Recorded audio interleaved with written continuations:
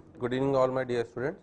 In the last class we have started our new chapter chemical bonding, है ना, and we have discussed what are the reasons for chemical combination and what are we are going through this particular chapter.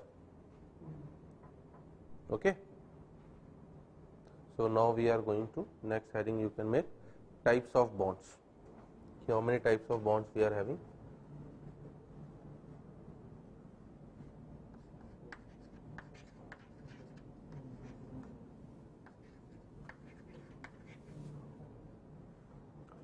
Basically we are having two types of bonds majorly. First one is inter atomic, that is इन्हें हम लोग primary bond भी बोलते हैं क्योंकि पहले ये बनते हैं, है ना, and that are relatively strong bond. तो ये स्ट्रॉन्ग बॉन्ड होते हैं. तो इंटर एटॉमिक का मतलब ही होता है हमारा बॉन्ड्स फॉर्म बिटवीन एटम्स. ठीक है, तो ये एटम्स के बीच में बनते हैं. तो पहले टाइप के बॉन्ड हमारे इंटर एटॉमिक होते हैं. एटम सेम भी हो सकते हैं और एटम आपके डिफरेंट भी हो सकते हैं. तो बॉन्ड्स फॉर्म बिटवीन एटम, और ये होते हैं हमारे किस किस टाइप्स के? आयनिक बॉन्ड, ठीक है ना, covalent bond, okay. Then we will go for coordinate bond.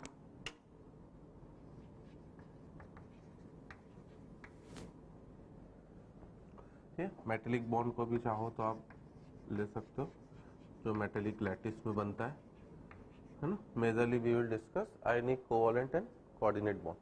तो ये हमारे इंटर एटॉमिक बॉन्ड है, that are also known as primary bond. ये स्ट्रॉन्ग बॉन्ड्स होते हैं, एटम्स के बीच में होते हैं. एटम सेम भी हो सकते हैं और डिफरेंट भी हो सकते हैं, है ना.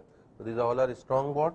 इनकी बॉन्ड एनर्जी 200 से 400 किलो जूल के आसपास, मतलब रिलेटिवली हम लोग बोल सकते हैं हाई होती है, in the order of 200 to 400 kilo joule per mole, है ना. One by one we will discuss all types of bonds. And second is our inter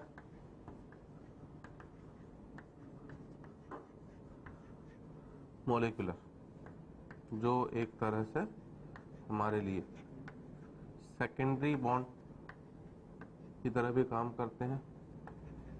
ये रिलेटिवली वीक होते हैं, ठीक है ना. और ये चूंकि इंटर मॉलिक्यूलर हैं, that mean bonds form between molecules. तो ये आपका मॉलिक्यूल्स के बीच में बनते हैं, और इसमें हमारे लिए मेजरली दो बॉन्ड आएंगे. First one is van der Waal force of attraction, the van der Waal bond, and second one is our hydrogen bond. ठीक है ना. इनकी बॉन्ड एनर्जी लो होती है and it is of the order 2 to 40 kilo joule per mole. Force of attraction. Hydrogen bond is again of two types. It may be intermolecular or it may be intramolecular. So hydrogen bond we will again see it is of two types. First one is intermolecular and second one is our intramolecular.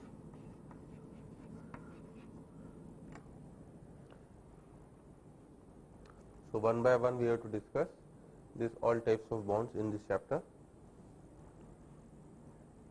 And first we will start with ionic bond.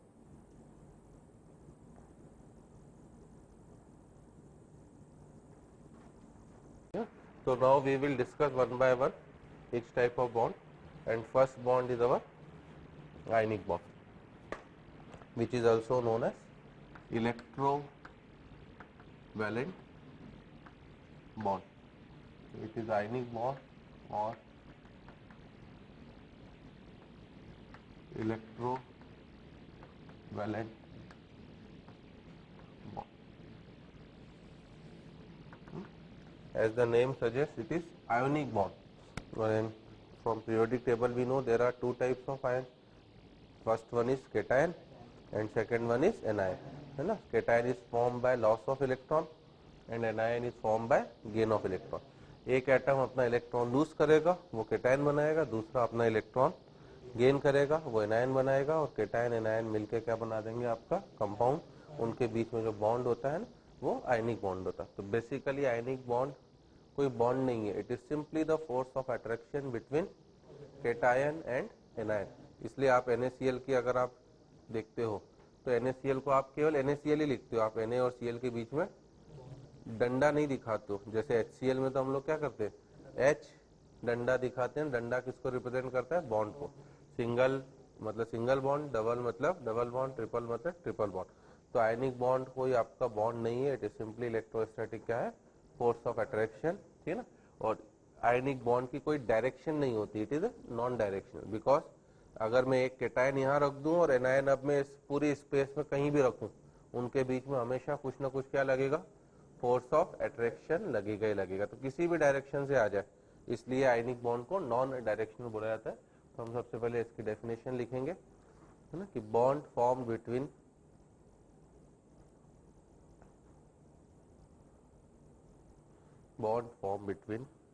cation and anion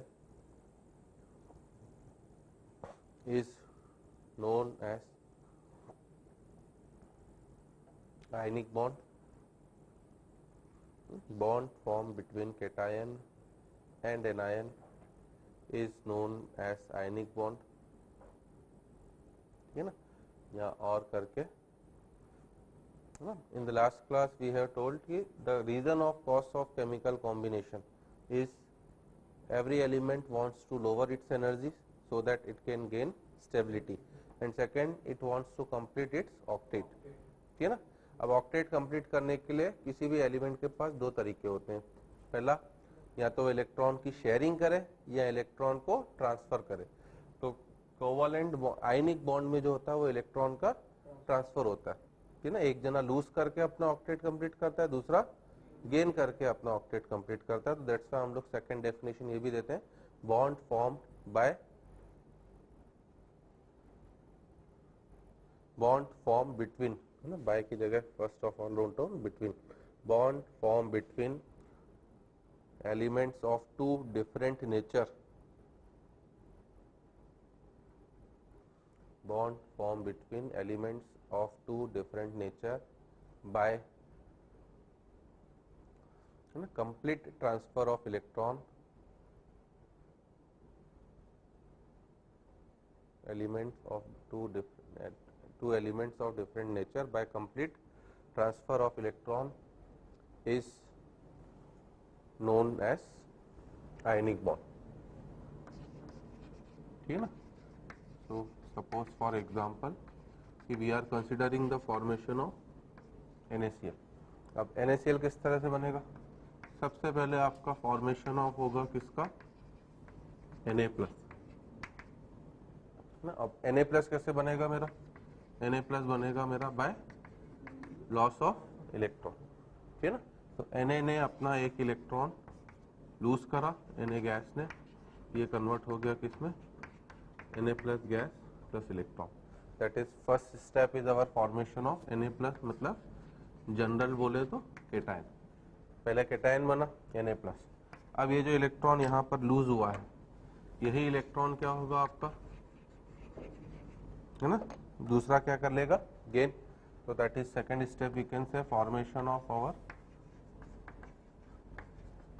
Cl minus, and it is form by किससे, gain of electron.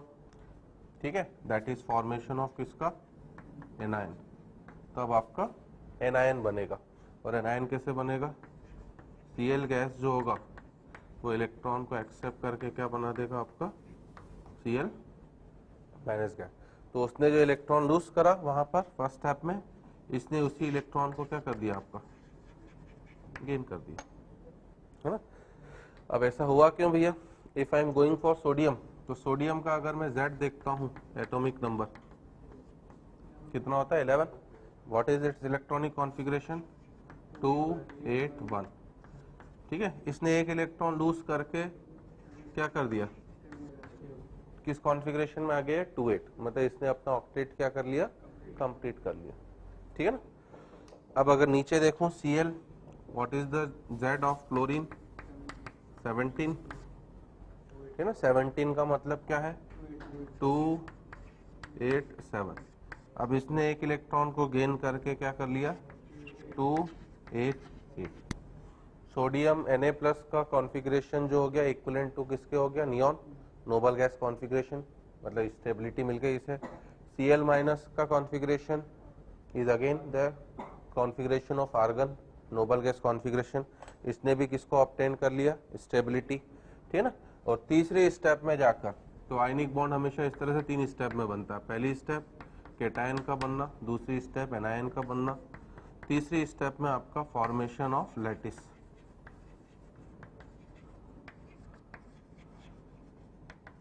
ठीक है। अब formation of lattice से मतलब क्या हमारा Na plus gas और ये Cl माइनस गैस दोनों जोड़कर बना देंगे क्या हमारा NaCl सॉलिड। तो एक लैटिस का फॉर्मेशन करते हैं और हमें पता है कि बॉन्ड दो रीजन से बन रहा है, लोअरिंग ऑफ एनर्जी, एनर्जी कम करने के लिए, और इलेक्ट्रॉनिक स्टेबल इलेक्ट्रॉनिक कॉन्फ़िगरेशन। तो यू कैन सी कि आपको स्टेबल इलेक्ट्रॉनिक कॉन्फ़िगरेशन तो मिल ही चुका है। साथ ही साथ मुझे पता है कि गैसियस स्टेट ज्यादा स्टेबल होती है कि सॉलिड स्टेट ज्यादा स्टेबल होती है, सॉलिड। तो अगर आप ये अनस्टेबल फेस है और वो कौन सी फेस है आपकी स्टेबल, तो if you are moving from unstable state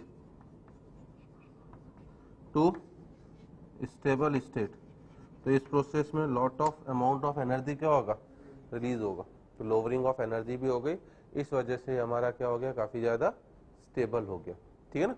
और NaCl को आप हमेशा NaCl ही बनाते हो क्योंकि ये बेसिकली 3D लैटिस होता है। अगर हमारा सुना हुआ हो सॉलिड स्टेट से थोड़ा सा आइडिया कि एक Na प्लस सराउंडेड होता है 6 क्लोराइड आयन से। ठीक है ना। अगर मेरे पास एक Na प्लस रखा हुआ, ये सब सॉलिड स्टेट में हम लोग पढ़ेंगे, तो 6 क्लोराइड आयन होते हैं। अब 6 कहाँ से आएंगे, एक लेफ्ट में है अगर x डिस्टेंस पर, तो एक राइट में होगा x डिस्टेंस पर, एक ऊपर होगा x डिस्टेंस पर, तो एक नीचे, सब इक्वल डिस्टेंस पर होंगे। क्यों? बिकॉज हर आयन की रेडियस क्या है आपकी फिक्स है। ठीक है ना। Na प्लस की भी रेडियस फिक्स है और Cl माइनस, तो अगर इस Na प्लस और लेफ्ट वाले Cl माइनस के बीच की डिस्टेंस x है, तो इधर भी x डिस्टेंस पर, ऊपर भी x डिस्टेंस, नीचे भी x डिस्टेंस, x डिस्टेंस मेरी तरफ भी और x डिस्टेंस आपकी तरफ भी। तो इसलिए एक Na प्लस 6 क्लोराइड को सराउंड करता है। इन द सिमिलर वे एक क्लोराइड भी क्या करेगा 6 सोडियम को सराउंड करेगा, और इसका एक पूरा 3 डायमेंशनल लैटिस बन जाता है। आयनिक कंपाउंड को आप कभी भी NaCl ये नहीं लिख सकते हो क्योंकि ये कोई बॉन्ड नहीं है। हम लोग हमेशा इसे किस तरह से रिप्रेजेंट करेंगे कि ये Na प्लस और Cl माइनस के बीच में क्या है आपका एक फोर्स ऑफ अट्रैक्शन, इस तरीके से। जब भी कोई सब्सटेंस इलेक्ट्रॉन लूज या गेन करता है तो वो उसकी, जैसे कोवैलेंसी वर्ड होता है, कोवैलेंसी मतलब वो कितने कोवैलेंट बॉन्ड बना रहा है। In the similar way electrovalency का मतलब वो कितने इलेक्ट्रॉन को लूज या गेन कर रहा है। तो that's why this bond is known as electrovalent bond.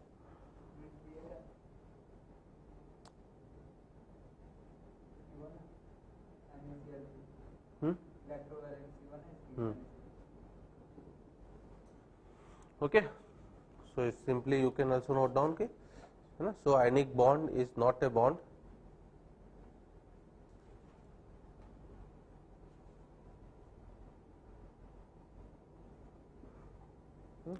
basically no, so ionic bond is not a bond, it is simply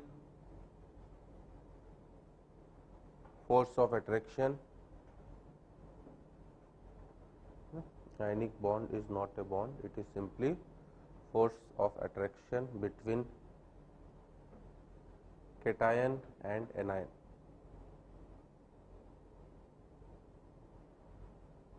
It is simply force of attraction between cation and anion.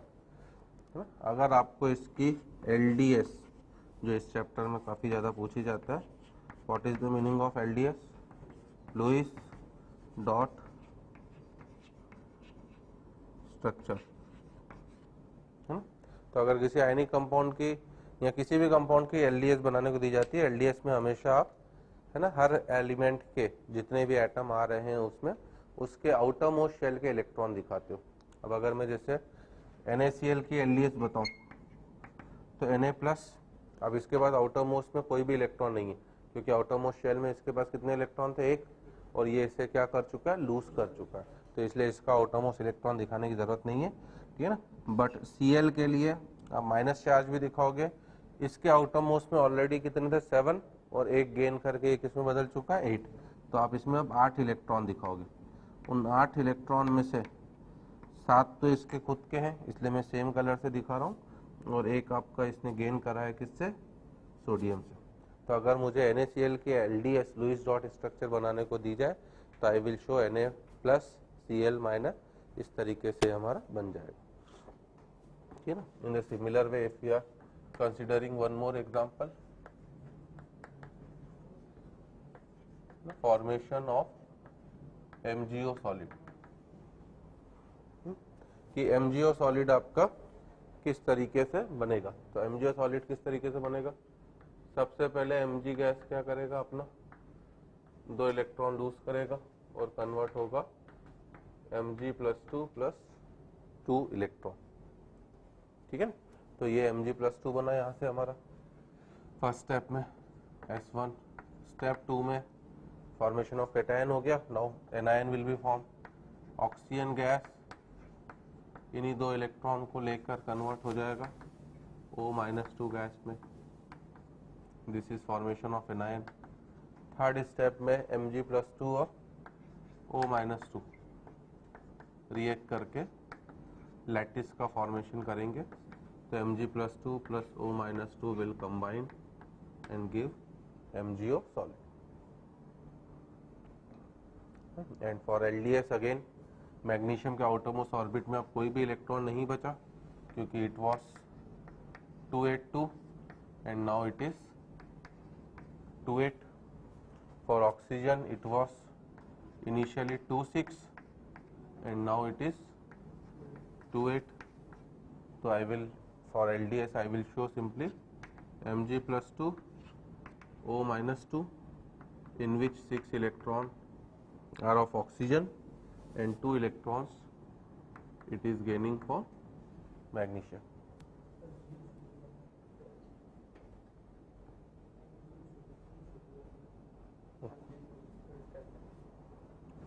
ठीक है। तो अब ऐसे कोई भी compound, जैसे अगर मुझसे बोल रहा है formation of K2S, I can also show, जो बुक्स में एक तरीका होता है शो करने का, वो एक तरीका ये भी है ना, K2S। तो K2S में क्या हो रहा है? अगर मैं सल्फर को देखता हूँ, सल्फर के पास वैलेंस शेल में कितने इलेक्ट्रॉन है? 6। और पोटेशियम को अगर मैं देखता हूँ, क्योंकि इसका इलेक्ट्रॉनिक कॉन्फ़िगरेशन क्या है? 286। तो पोटेशियम को देखता हूँ तो इट इज 19, मतलब 2881, ठीक है।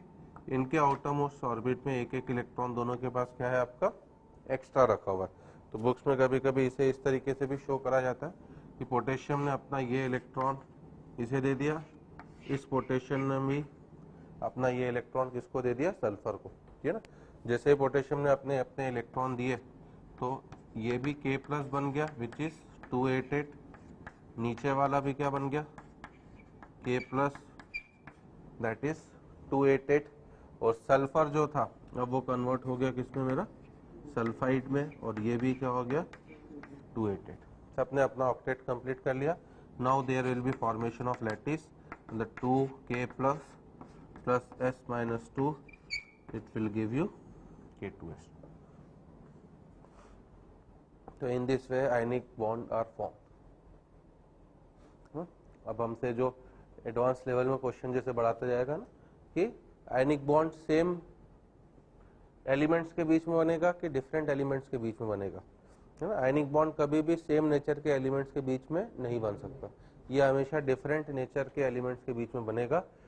डिफरेंट नेचर कैसे हो रहा है, एक सब्सटेंस हमेशा इलेक्ट्रॉन लूज करेगा, जो जितनी आसानी से इलेक्ट्रॉन लूज करेगा वो इलेक्ट्रो पॉजिटिव होगा, और जो जितनी आसानी से इलेक्ट्रॉन गेन करेगा वो इलेक्ट्रो नेगेटिव। मतलब एक मेटल होना चाहिए और एक क्या होना चाहिए हमारा, नॉन मेटल, ठीक है ना। तो we can also note down this point.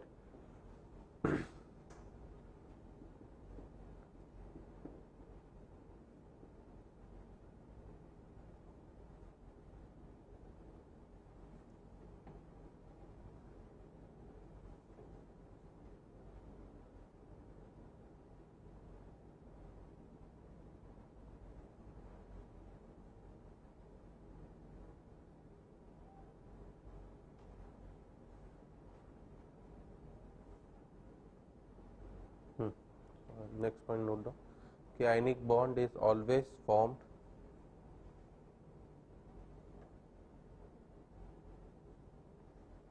ionic bond is always formed between elements of different nature. Ionic bond is always formed between elements of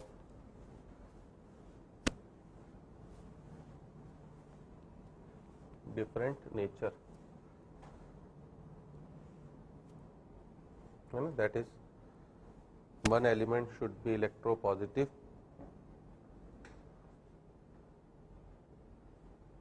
one element should be electropositive,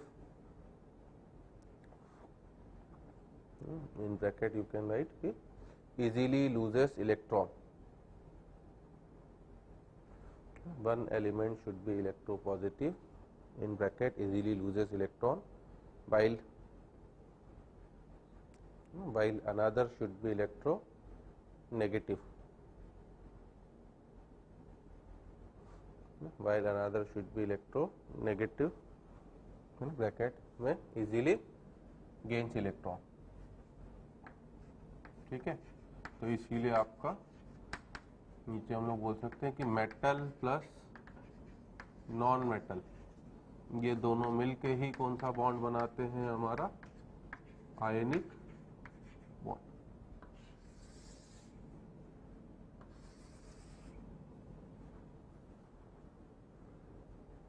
ना एक metal होना चाहिए, एक non metal होना चाहिए। अब periodic table में है ना जो हम लोग कॉमनली ज़्यादा बनाएंगे मेटल वाले ग्रुप वो G1, G2 और G3। Alkali metal, alkaline earth metal और क्या आपका बोरॉन फैमिली वाला। नॉन मेटल की अगर आप बात करोगे तो specially group 15 nitrogen family, group 16 और ग्रुप क्या हमारा 17। तो इनके बीच में बनने के चांस है ना। G1 की अगर आप बात करोगे ना, लिथियम, सोडियम, पोटेशियम, रूबिडियम और सीजियम, ये हमेशा इनकी अगर मैं इलेक्ट्रोवैलेंसी की बात करूँ ना तो आप पहले नीचे हम लोग इलेक्ट्रोवैलेंसी को डिफाइन ही कर देते हैं। What is the meaning of electrovalency, है ना। इसे इलेक्ट्रोवैलेंट बॉन्ड इसलिए बोला जा रहा है क्योंकि जैसे हम लोग कोवैलेंट बॉन्ड के लिए कोवैलेंसी डिफाइन करते हैं, वैसे आयनिक बॉन्ड के लिए we define electrovalency. And what is the meaning of electrovalency, electrovalency का मतलब होता है नंबर ऑफ इलेक्ट्रॉन्स, है ना, लॉस्ट और गेन्ड बाय द एलिमेंट, है ना, इज नोन एज इलेक्ट्रोवैलेंसी। कोई भी एलिमेंट कितने इलेक्ट्रॉन को लूज या गेन करता है वो उसकी इलेक्ट्रोवैलेंसी कहलाती है। जैसे G1 वाले सभी एलिमेंट है ना केवल एक ही इलेक्ट्रॉन लूज करते हैं तो इनकी इलेक्ट्रोवैलेंसी 1 है। और ये केवल एक क्यों करेंगे, क्योंकि इनका इलेक्ट्रॉनिक कॉन्फ़िगरेशन IgNS1 होता है, तो एक इलेक्ट्रॉन लूज करके ऑक्टेट कंप्लीट। अगर मैं G2 की बात करता हूँ, beryllium, magnesium, calcium, strontium and barium, इन सभी की इलेक्ट्रोवैलेंसी 2, क्योंकि है ना, फिक्स्ड है IG NH2। G3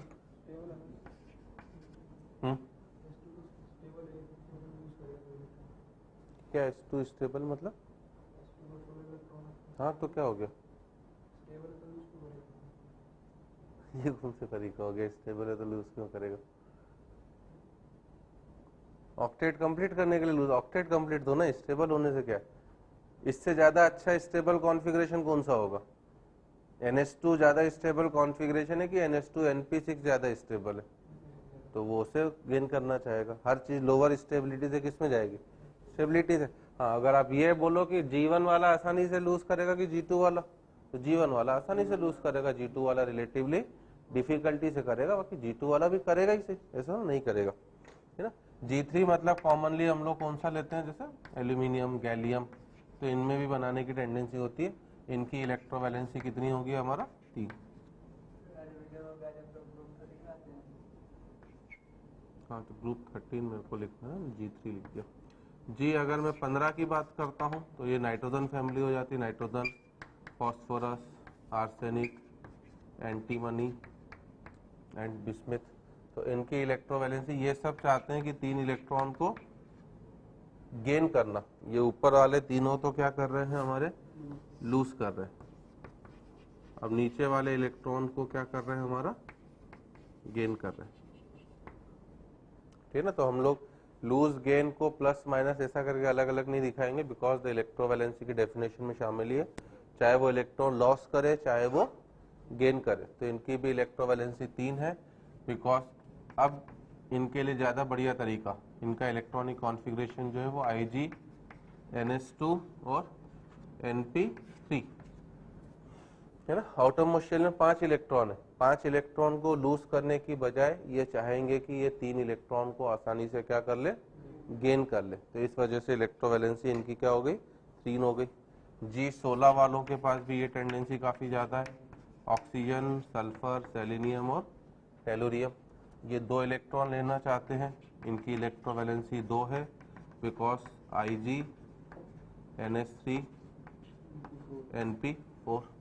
तो 6 इलेक्ट्रॉन लूज करने की बजाय ये 2 इलेक्ट्रॉन को गेन करना ज्यादा बढ़िया ढंग से एक्सेप्ट करना चाहेंगे। और G17 की बात करूं तो it is fluorine, chlorine, bromine और आयोडीन। इनकी इलेक्ट्रोवैलेंसी आपकी 1 है, because configuration is IG NH2 NP5।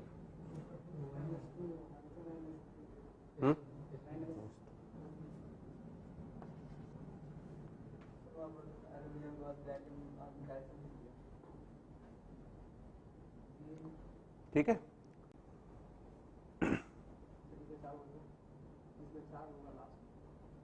जिसमें 4 होगा ना बेटा, तो नॉर्मली क्या होता है, 4 इलेक्ट्रॉन को लूज करना और गेन करना काफी डिफिकल्ट होता है। इस वजह से अगर आपको पता हो तो कार्बन जो है वो नॉर्मली कोवैलेंट बॉन्ड ही बनाता है, क्योंकि उसके लिए अगर वो ऑक्टेट कंप्लीट करना चाहे तो 2 तरीके हैं, या तो शेयरिंग कर ले, शेयरिंग से कौन सा बॉन्ड बनेगा? कोवैलेंट, या फिर वो क्या करे, 4 इलेक्ट्रॉन को लूज करे या 4 को गेन करे। तो 4 को लूज या गेन करने में एनर्जी रिक्वायरमेंट क्या हो जाती है? काफी ज्यादा हो जाती है, फिर वो पॉसिबल नहीं हो पाता। एक तो सेकंड कार्बन क्या है? सेकंड पीरियड का है। अब सेकंड पीरियड का है तो वैसे ही छोटा है, अब छोटा होगा तो 4 इलेक्ट्रॉन निकालने में भी बैंड बच जाएगा, 4 इलेक्ट्रॉन देने में भी बैंड बच जाएगा, उसका रख ही नहीं पाएगा, है ना। And there are certain elements जो अपनी साथ में कौन सी वैलेंसी शो करते हैं? Variable electrovalency. जैसे ये वाले जो अभी हमने लिखे हैं, इनकी तो इलेक्ट्रोवैलेंसी क्या है आपकी? फिक्स है। ये वेरिएबल इलेक्ट्रोवैलेंसी वाले हैं, जैसे डी ब्लॉक के जो एलिमेंट है तो वो वेरिएबल इलेक्ट्रोवैलेंसी रख सकते हैं, लाइक Fe 2 भी शो कर सकता है और Fe आपका 3 भी शो कर सकता है।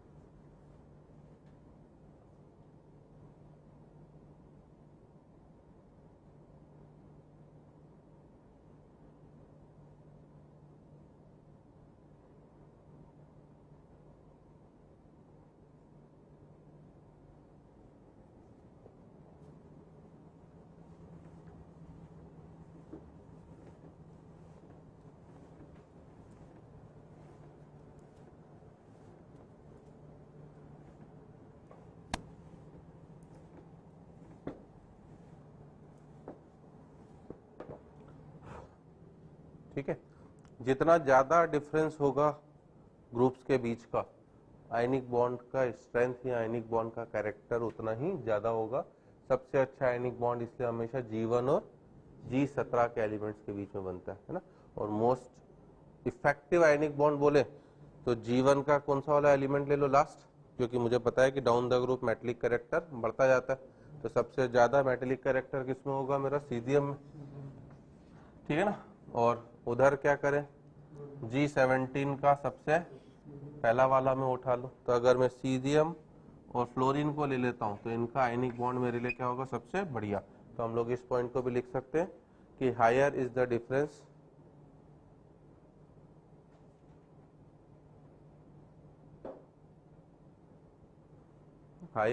Difference between metal and non metal, that is in terms of group number, है ना, इसको जरूर ध्यान रखना। Higher is the difference between metal and non metal, है ना। More will be the electronegativity difference, more will be the electronegativity difference, है ना, and more will be ionic character in the bond.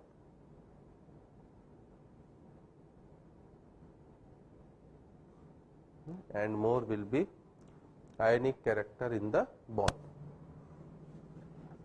जैसे हमसे छोटे मोटे क्वेश्चन जो again since inorganic है, थ्योरेटिकल क्वेश्चन ही ज्यादा पूछता कि arrange following in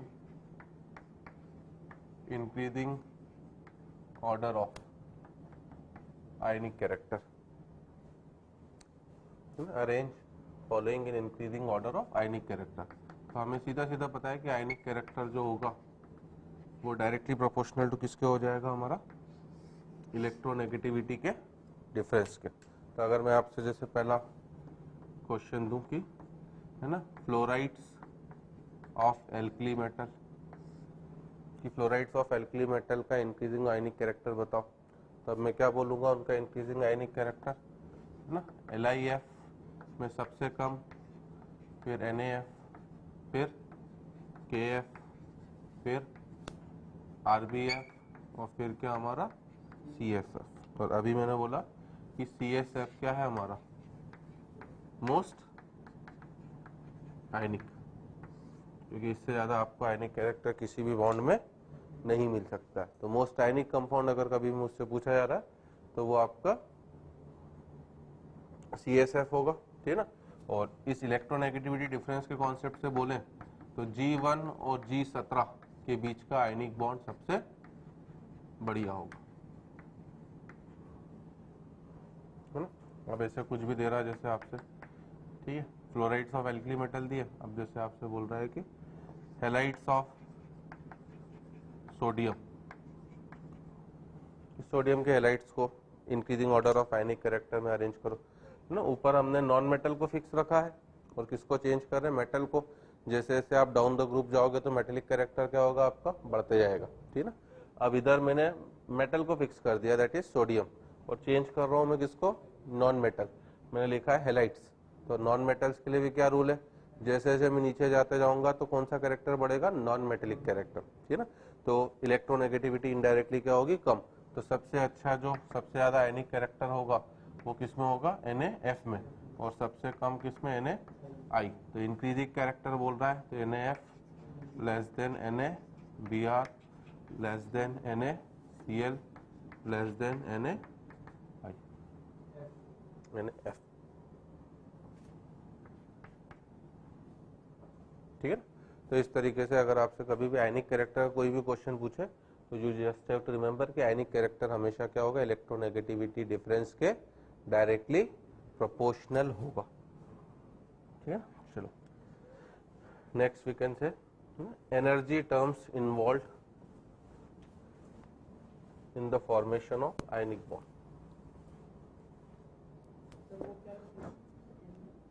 halides of sodium, अगला जो इंपॉर्टेंट चीज पूछता है कि आखिर किस तरह से एनर्जी लोअर हो रही है, तो अगली चीज वही हमारा energy terms involve in formation of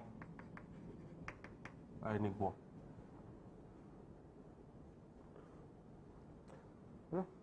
जितनी चीजें आयनिक बॉन्ड में इन्वॉल्व हो रही हैं सब चीजें ऑब्जेक्टिव में क्वेश्चन के फॉर्म में पूछ सकता है। आयनिक बॉन्ड के फॉर्मेशन में कौन कौन सी एनर्जी की टर्म्स इन्वॉल्व होती हैं? टोटल 3 टर्म्स इन्वॉल्व हो रही हैं एनर्जी की।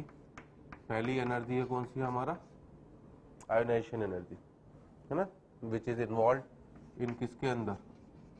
Formation of cation.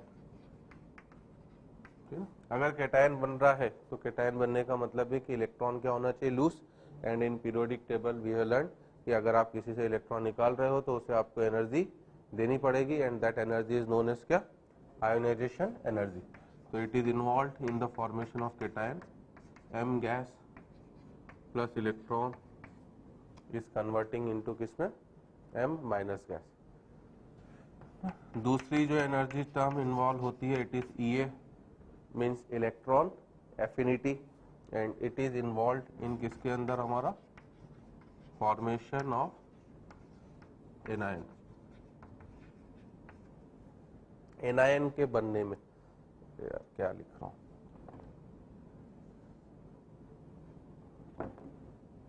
M gas gives M plus gas plus electron. अब एनायन बनना है, मान लीजिए एक्स गैस है, ये इलेक्ट्रॉन को गेन करके कन्वर्ट हो रहा है किसमें? एक्स माइनस गैस में, ठीक है। फर्स्ट वाली प्रोसेस में आपकी एनर्जी जो है वो एब्जॉर्ब हो रही है। केटायन के बनने में न्यूक्लियस और इलेक्ट्रॉन के बीच का जो अट्रैक्शन था वो मुझे तोड़ना है, तोड़ने के लिए मुझे एनर्जी देनी पड़ेगी, that mean energy is absorbing. और सेकेंड वाली प्रोसेस में उल्टे एनर्जी रिलीज होती है, क्योंकि है ना ऊपर वाली प्रोसेस नीचे वाले का जस्ट क्या हो गया? हमारा अपोजिट हो गया।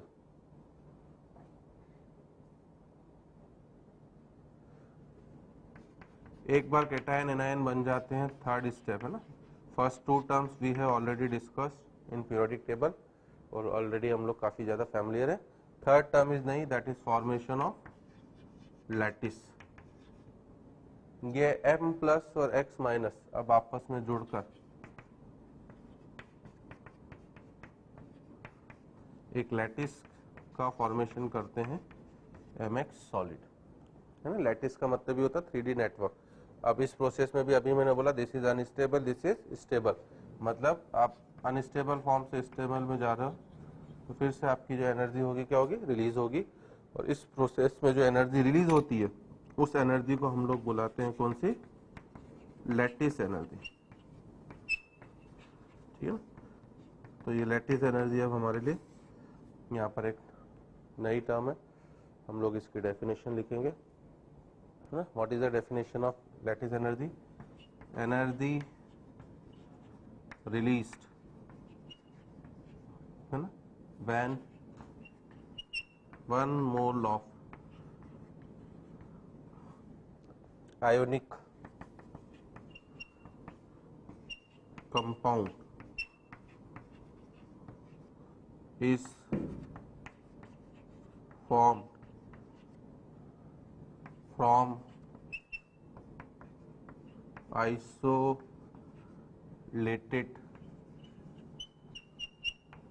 gaseous ions। अगर आप किसी भी आयनिक कंपाउंड के 1 मोल को ना, आयनिक कंपाउंड की फिजिकल स्टेट हमेशा सॉलिड होती है, तो अगर आप किसी भी आयनिक कंपाउंड के 1 मोल को बना रहे हो उसके बनने में जो एनर्जी रिलीज होगी, energy release when 1 mole of ionic compound is formed from isolated gaseous ion. Isolated gaseous ion को होना कंपलसरी है। और आप एनर्जी रिलीज वर्ड डाल रहे हो तो रिलीज वर्ड तब होगा जब आयनिक कंपाउंड बन रहा होगा, क्योंकि इसका उल्टा भी हो सकता है। अगर NaCl है उसे मैं तोड़ दूंगा तब मैं बोलूंगा कि एनर्जी एब्जॉर्ब होगी। तो दोनों लैटिस एनर्जी ही है। अगर टूट रहा हो तो हम लोग वर्ड एनर्जी एब्जॉर्ब बोलेंगे, किसी भी चीज को तोड़ने के लिए मुझे एनर्जी देनी पड़ती है। बन रहा होगा तो मैं एनर्जी क्या बोलूंगा? रिलीज, ठीक है ना। तो हमारे लैटिस एनर्जी यहाँ पर इंपॉर्टेंट होती है। जितना अच्छा लैटिस बनेगा उतनी ही ज्यादा एनर्जी क्या होगी आपका रिलीज होगी, है ना। और जितनी ज्यादा एनर्जी रिलीज होगी, लोअरिंग ऑफ एनर्जी उतनी ही ज्यादा होगी, मतलब कंपाउंड को स्टेबिलिटी उतनी ही ज्यादा मिलेगी। तो इसलिए लैटिस एनर्जी का हमारा जो फंडा है, जितना ज्यादा होगा कंपाउंड उतना ही ज्यादा स्टेबल होगा। तो अब अगर मुझसे बोल रहा है कि what are the favourable condition for the formation of ionic bond, तो अब फेवरेबल कंडीशंस के लिए क्या क्या बोलूंगा मैं। आयोनाइजेशन एनर्जी हाई होनी चाहिए कि लो होनी चाहिए, लो, क्योंकि ये तो देनी पड़ रही है। इलेक्ट्रॉन एफिनिटी हाई और लैटिस एनर्जी भी हाई होनी चाहिए, जितना ज्यादा रिलीज हो उतना ही बढ़िया है। सो आवर फेवरेबल कंडीशन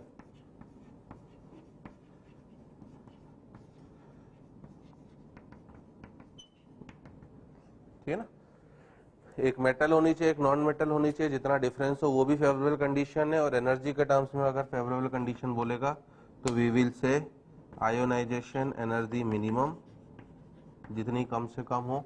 और पूरे पीरियोडिक टेबल में आपको पता ही होगा सबसे कम होती है किसकी, सीजियम की, है ना। तो सीजियम के कंपाउंड में आयनिक कैरेक्टर सबसे ज्यादा।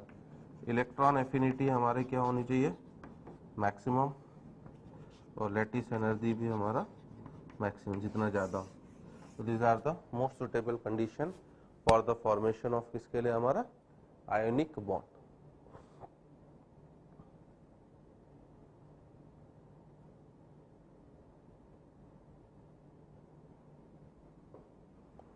Okay.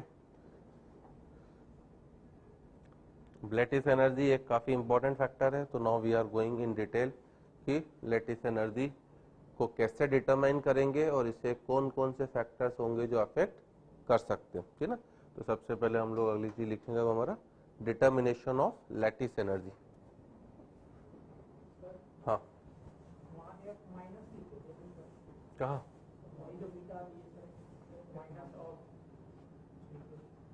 फ्लोराइड्स ऑफ, हाँ एफ माइनस को फ्लोराइड ही कहते हैं बेटा, alkali metal M.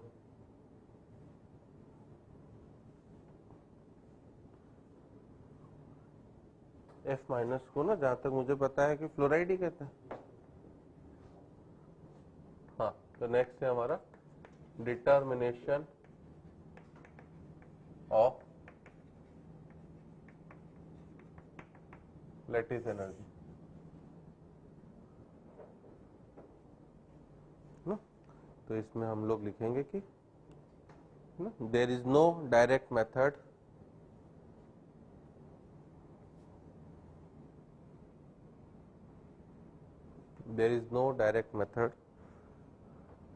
for determination of lattice energy.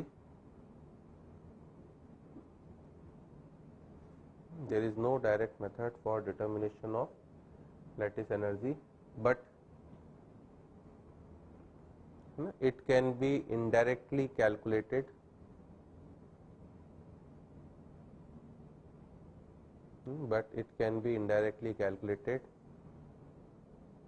by using Born-Haber cycle. It can be indirectly calculated by using Born-Haber cycle. Shortcut में हम लोग इसे BHC लिखेंगे, ठीक है ना। अब क्या मीनिंग होता है बॉर्न हेबर साइकिल, मतलब एक पूरा आप क्या सेटअप करोगे अपना साइकिल, और उस साइकिल में आपको जो डिफरेंट टर्म्स यूज में आएंगी, आयनेशन एनर्जी का भी यूज होगा, ठीक है ना, इलेक्ट्रॉन एफिनिटी का भी यूज होगा, लैटिस एनर्जी का भी यूज होगा, एक और इलेक्ट्रो थर्मोडायनेमिक्स की टर्म होती है हमारा हीट ऑफ फॉर्मेशन, है ना। और हीट ऑफ फॉर्मेशन को हम लोग डिनोट करते हैं delta H F. Delta H का मतलब हीट ऑफ रिएक्शन होता है, किसी भी रिएक्शन की एंथैल्पी को हम लोग डेल्टा एच से डिनोट करते हैं। अब इसमें चूंकि फॉर्मेशन बोल दिया तो नीचे मैंने बस उसके लिए क्या लिख दिया, एफ लिख दिया, है ना। क्या डेफिनेशन होगी हीट ऑफ फॉर्मेशन की, कि enthalpy change when 1 mole of, है ना, any compound is formed from its elements. Be careful, thermodynamics की डेफिनेशन है, एक मोल को बनाना है कंपाउंड को, बट वो एलिमेंट से बनाना है ना। लैटिस में भी आप कंपाउंड को ही बना रहे थे, एक मोल को ही बना रहे थे, क्योंकि एनर्जी की जो भी टर्म आएगी आईयूपीएससी ने फिक्स कर दिया है, एनर्जी एक्सटेंसिव प्रॉपर्टी होती है। एक्सटेंसिव मतलब जो किसके ऊपर डिपेंड करती है, मास के ऊपर। तो अनलेस अदरवाइज मेंशन आपको एक मोल बनाना है, ठीक है ना। अब कैसे बना रहे हो उससे डेफिनेशन बदल जाएगी। लैटिस के लिए आप उसे बना रहे थे किससे, आइसोलेटेड गैसियस आयन से, अब आप उसे बना रहे हो किससे, एलिमेंट से। और एलिमेंट्स भी कैसे, bye it's elements which should be in, है ना, प्योर एंड स्टेबल फॉर्म। एक तो एलिमेंट से बनाना है और ऐसे एलिमेंट से बनाना है जो अपने प्योर एंड स्टेबल फॉर्म में हो। तो अगर मैं आपसे बोलूं कि मुझे NaCl सॉलिड इसे बनाना है, तो इसकी हीट ऑफ फॉर्मेशन की क्या इक्वेशन लिखूंगा आपको, है ना, बनाना है तो definitely it will appear in the product side. तो आप एरो अपना डाल दो, ठीक है ना। अब बस आपको बनाने के लिए इतना देखना है कि इसमें कौन कौन से एलिमेंट्स आ रहे हैं, सोडियम और chlorine. What is the pure and stable form of sodium, sodium nature में आपको किस फॉर्म में मिलता है, Na सॉलिड के फॉर्म में, है ना, मोनो एटॉमिक है और सॉलिड के फॉर्म में, चूंकि एक एटम था वहां पर भी, यहाँ पर भी एक ही है, ठीक है ना। क्लोरीन नेचर में प्योर एंड स्टेबल फॉर्म किस फॉर्म में मिलता है, Cl2, और वो भी क्या, गैस, ठीक है ना। तो आप इसे Cl2 गैस लोगे, बट चूंकि वहां पर 1 मोल था, 1 एटम है, इसलिए हाफ कर दिया। तो दैट्स वाई थर्मोडायनेमिक्स जब हम आप पढ़ोगे उसमें एक एक डेफिनेशन की इंपॉर्टेंस, हीट ऑफ फॉर्मेशन की मुझे जरूरत पड़ी थी, मैंने बता, लैटिस एनर्जी भी वहां पर भी हम लोग दोबारा पढ़ते हैं। तो दोनों की डेफिनेशन में डिफरेंस देखिएगा। ये आयन से बन रहा था, आयन से बनने के लिए लैटिस एनर्जी वर्ड यूज होगा, और कंपाउंड एलिमेंट से बनते वक्त कौन सा वर्ड यूज होगा हमारा, हीट ऑफ फॉर्मेशन। तो अब ऐसे बन गया भैया, ठीक है ना। इस रिएक्शन का जो भी एंथैल्पी चेंज होगा उसी को मैं उसका क्या बोलूंगा, डेल्टा HF। अब चूंकि मुझे डिटरमाइन तो किसको करना है, लैटिस एनर्जी को, तो इसलिए मैं पूरा एक साइकिल सेटअप करूंगा, और उस साइकिल का नाम ही क्या होगा, बॉर्न हेबर साइकिल, है ना। अब मैं इसी NaCl सॉलिड को बनाऊंगा किससे, आयन से। अब कौन कौन से आयन्स चाहिए मुझे, Na+ एंड Cl-। अब मैं इधर देखूं कि मैं Na+ को कैसे बना सकता हूं। सबसे पहले मैं इसे S, है ना, S का मतलब है कौन सी एनर्जी, सब्लिमेशन, ठीक है ना। क्या मीनिंग होता है सब्लाइम होने का, सॉलिड फॉर्म से सीधे गैसियस फॉर्म में बदलना, तो उसे हम लोग बोलते हैं क्या, हमारा सब्लिमेशन। तो अगर आप इसे सब्लिमेशन एनर्जी दे दोगे तो ये आपका Na सॉलिड से किस में बदल जाएगा, Na गैस। एक काम हो गया आपका, ठीक है ना। अब आप इसे Na गैस से किस में बदलना चाहते हो, Na+ गैस, ठीक है ना। दैट मीन्स आप केटायन को बनाना चाहते हो, तो अब इसे कौन सी एनर्जी दोगे आप, IE। What is the meaning of IE, मतलब आयनेशन एनर्जी।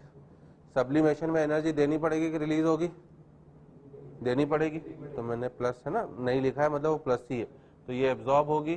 IE का मतलब था हमारे लिए यहाँ पर कौन सी एनर्जी, आयोनाइजेशन एनर्जी, और ये वाली एनर्जी भी क्या होगी, एब्जॉर्ब। ओके, तो एक काम हो गया, आप Na+ पर आ गए हो। ऐसे ही आप चाहते हो कि किस पे आ जाओ आप, Cl-। अब Cl- पे कैसे आओगे, ठीक है ना। सबसे पहले Cl2 मतलब मॉलिक्यूल है, अगर आपको एनायन बनाना है तो एनायन बनाने के लिए वो आइसोलेटेड किस फॉर्म में होना चाहिए था, एटम। तो आपको मॉलिक्यूल को किस में बदलना पड़ेगा, एटम। इसमें Cl और Cl के बीच में क्या है, बॉन्ड है, उस बॉन्ड को तोड़ दूं तो ये किस फॉर्म में आ जाएगा, एटम, ठीक है ना। एटम मिलकर ही मॉलिक्यूल बनाते हैं, मॉलिक्यूल को तोड़ दो तो वापस किस में चले जाएगा, वो एटम। तो मैं यहाँ पर इसे D/2, है ना, जहां पर D का मतलब क्या है मेरा, बॉन्ड एनर्जी। जो भी एनर्जी है वो हमेशा 1 मोल के लिए है, ध्यान दीजिएगा, हमेशा IUPAC ने फिक्स करके रखा हुआ। तो ये जो सब्लिमेशन एनर्जी ये भी 1 मोल के लिए, तो मेरे पास 1 ही मोल था। आयनेशन एनर्जी भी पर मोल के लिए, डी जो है वो बॉन्ड एनर्जी है, किसकी बॉन्ड एनर्जी, Cl और Cl, वो भी 1 मोल के लिए, परंतु मेरे पास यहाँ कितने मोल है, हाफ मोल, तो इसलिए मैंने डी का क्या कर दिया, आधा, ठीक है ना।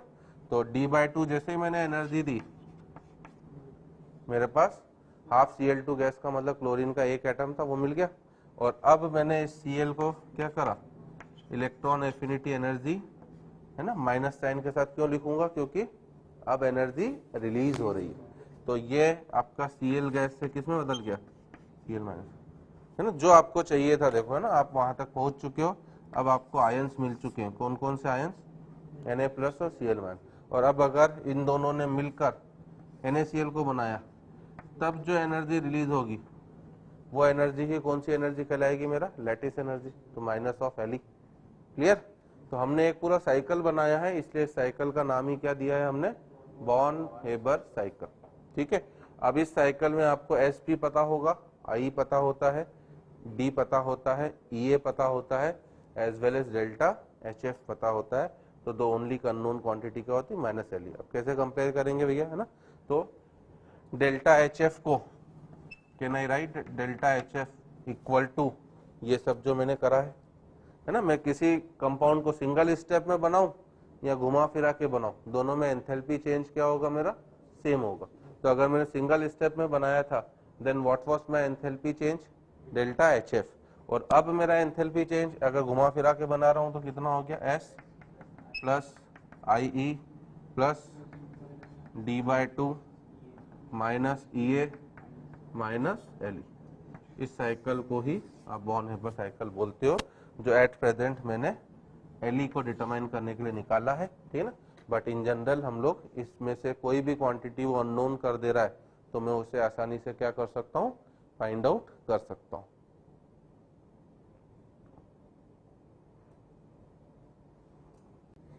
ठीक है, चलो जैसे हम लोग ना, so we are doing one more question, set up Born Haber cycle for MgO solid. तो अगर मैं एक और क्वेश्चन करता हूँ,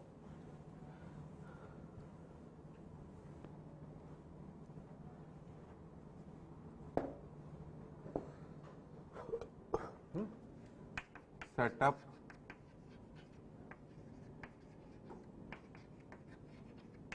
born Haber cycle for MgO solid. अगर ऐसा हो जाए मेरा क्वेश्चन, तो अब मैं MgO सॉलिड के लिए बॉर्न हेबर साइकिल कैसे बनाऊंगा। सबसे पहले तो अगेन मैंने आपसे भी बोला कि मुझे MgO सॉलिड की क्या लिखनी पड़ेगी, हीट ऑफ फॉर्मेशन की equation, that is delta HF। अब वो किस तरह से लिखेंगे, जो भी एलिमेंट्स आ रहे हैं, इसमें कौन कौन से एलिमेंट्स दिख रहे हैं आपको, मैग्नीशियम और ऑक्सीजन, तो आप पहले उसके रिस्पेक्ट में लिख दो Mg solid plus O2 gas, तो ये दोनों रिएक्ट करके Mg solid plus O2 gas बना देंगे आपका MgO सॉलिड। तो ये तो हीट ऑफ फॉर्मेशन की इक्वेशन हो गई। अब मुझे पूरा साइकिल बनाना है, तो सबसे पहले तो मैं वापस इसे S दे दूंगा, सब्लिमेशन एनर्जी, ताकि ये Mg सॉलिड से Mg गैस में लग जाए, ठीक है ना। उसके बाद चूंकि MgO में Mg+2 स्टेट में, तो दो पॉसिबिलिटी से कि हो सकता है वो IE डायरेक्ट दे दे, यहाँ IE1 और I2 करके दे।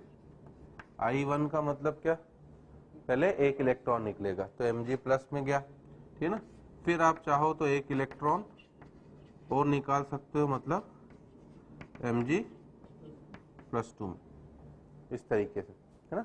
तो ये भी पॉसिबिलिटी कि वो इकट्ठे के, अगर वो I बोल रहा है, ठीक है ना, किसी प्रॉब्लम में केवल I दे रहा है और आपको उसे +3 तक ले जाना है, तो इसका मतलब वो टोटल I है, I1 भी उसमें जुड़ा हुआ है, I2 भी जुड़ा हुआ है और I3 भी, और अगर अलग अलग दे रहा है तो वेल एंड गुड, कोई दिक्कत ही नहीं, ठीक है ना। इधर मेरा एक काम हो गया कि मैं कहाँ तक पहुंच चुका हूँ, Mg+2। अब अगर मैं O2 गैस की बात करूं, ठीक है ना, तो ये तो गैस फॉर्म में ही है, तो इसमें मुझे पहले फॉर्म चेंज करने के लिए तो एनर्जी देने की कोई जरूरत नहीं है, बट मुझे बॉन्ड तोड़ने के लिए एनर्जी जरूर देनी पड़ेगी, क्योंकि O2 का मतलब O और O के बीच में बॉन्ड है, पहले मुझे एटम के फॉर्म में लाना है, तो अब मैंने इसे कौन सी एनर्जी दे दी, D। तो O2 गैस का बीच का डबल बॉन्ड टूट कर ये किस में बदल गया, 2O गैस, है ना, वहां पर हाफ Cl2 था तो एक एटम बना, बाकी यहाँ पर 2 एटम थे तो 2 एटम बने। मुझे दोनों को ही किस फॉर्म में लाना है ना, O-2 गैस के फॉर्म में। तो अगेन देयर इज पॉसिबिलिटी कि या तो वो Ea डायरेक्ट दे दे या फिर Ea1 और Ea2। अगर वो Ea1 दे रहा है तो फर्स्ट वाले में तो एनर्जी आपका रिलीज होगी और वो -2 Ea1। क्यों 2? क्योंकि 2 मोल है। एनर्जी एक एक्सटेंसिव प्रॉपर्टी होती है, जितने मोल्स होंगे उससे आपको मल्टीप्लाई डिवाइड सब करते हुए चलना पड़ेगा अकॉर्डिंगली। फिर यहाँ पर तो ये आपका 2O माइनस गैस बना, हाँ MgO है, बिल्कुल सही। तो हाफ है तो फिर ये करने की कोई मुझे जरूरत नहीं है। ये माइनस क्या हो जाएगा हमारा Ea1। अब ये O माइनस गैस जो बना है, इसके बाद ये सेकेंड वाली स्टेप पीरियोडिक टेबल में अगर आपको याद हो तो मैंने बताया था क्या, फर्स्ट वाली प्रोसेस तो Ea के टर्म्स में पॉजिटिव होती है, मतलब एनर्जी रिलीज होती है, बट सेकेंड वाला Ea सभी के लिए क्या होता है, Ea सभी का नेगेटिव होता है। Ea नेगेटिव होता है मतलब एनर्जी एब्जॉर्ब होती है ना। Ea पॉजिटिव मतलब एनर्जी रिलीज, तो इसलिए मैंने माइनस साइन के साथ इसलिए लिखा है ताकि एनर्जी रिलीज हो, यहाँ पर प्लस इसलिए कि एनर्जी क्या हो रही मेरी एब्जॉर्ब। तो आप किस फॉर्म में आ गए अपना O-2 के गैस के फॉर्म में। अब इन दोनों ने मिलकर आपका क्या बना दिया, लैटिस बना दिया, ठीक है ना। और लैटिस की स्टेबिलिटी है ना, that is factors affecting lattice energy, जो हम लोग नेक्स्ट क्लास में करेंगे, वो किस तरह के आयन से उनके ऊपर ही डिपेंड करेगी। आयन जितना छोटा होगा अट्रैक्शन उतना ही क्या होगा ज्यादा, और लैटिस उतना ही ज्यादा क्या हो जाएगा मजबूत, है ना। तो that we will discuss in the next class. अगर अभी मैं देखूं तो अब जो एनर्जी रिलीज हो गई वो एनर्जी ही मेरी कौन सी एनर्जी हो गई, लैटिस एनर्जी।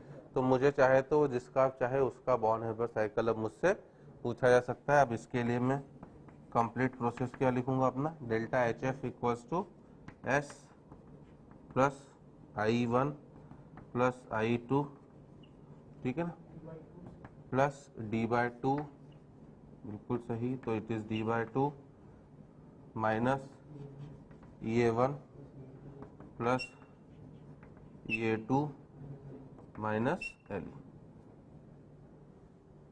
ठीक है ना।